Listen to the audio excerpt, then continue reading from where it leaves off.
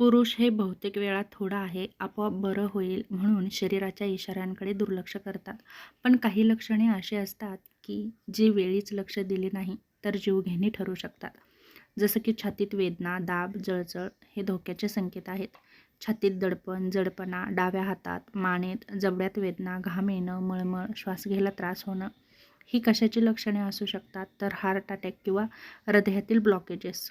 Gas समजून दुर्लक्ष करतो आणि अचानक मृत्यूचा धोकाही वाढवू शकतो. त्याचप्रमाणे अचानक श्वास घ्यायला त्रास होणं हे कशाचं लक्षण आहे?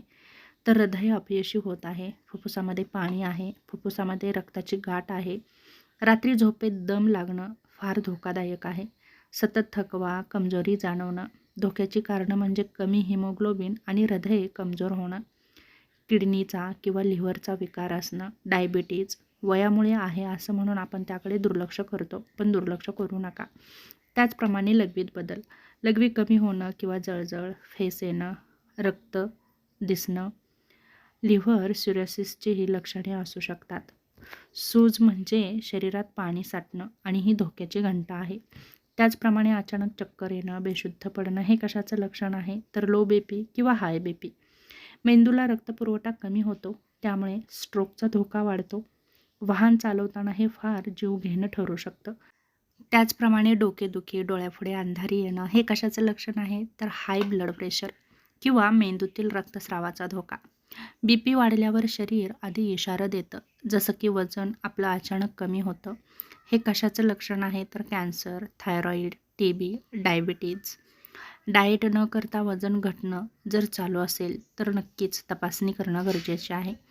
त्याचप्रमाणे लैंगिक कमजोरीही पुरुषांना यामध्ये दिसून येते, तेव्हा याकडे दुर्लक्ष करू नका.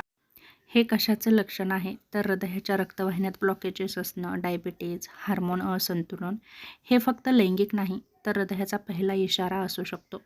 सतत खोकला, छातीत घरघर असणं, हे कशाचं लक्षण आहे? तर हे फुफ्फुसाचा आजार आहे. स्मोकिंगमुळे कॅन्सर होतो. 3 आठवड्यापेक्षा जास्त खोकला असेल तर त्याकडे दुर्लक्ष करू नका. जखम लवकर बरी न होणं हे कशाचं लक्षण आहे? तर डायबिटीज किंवा रक्तप्रवाह कमी होणं. यामुळेच हे धोके संभावतात. त्याचप्रमाणे इन्फेक्शन वाढून अवयव कापण्याचीही वेळ येऊ शकते. त्याचप्रमाणे सतत मानसिक चिडचिड आणि नैराश्य हे कशाचं लक्षण आहे? तर हार्मोन बदल, ताणतणाव, हृदय आणि मेंदूवरती परिणाम होतो. मानसिक आरोग्य बरोबर शारीरिक आरोग्य खूप महत्त्वाचं आहे. यासाठी पुरुषांनी काय करावं? तर वर्षातून एकदा संपूर्ण हेल्थची चेकअप करावी, बीपी, साखर, कोलेस्ट्रॉल नियमित तपासणी करावी. छातीत वेदना होत असतील तर नक्कीच डॉक्टरांचा सल्ला घ्या. आपण पुरुष आहे, कर्ता माणूस आहे, तेव्हा या छोट्या लक्षणांकडे दुर्लक्ष करू ही सवय सोडून द्या आणि दिसणाऱ्या लक्षणांकडे दुर्लक्ष न करता वेळीच उपचार घ्या.